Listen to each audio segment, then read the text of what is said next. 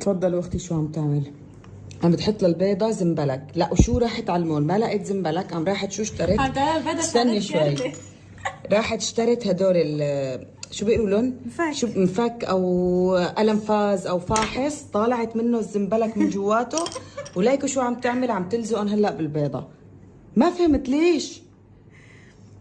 هذا جيفارة تحداني. ايه؟ قال لي اذا بتمسكي البيضة وبتصبيها هيك وما بتنكسر الك $1000.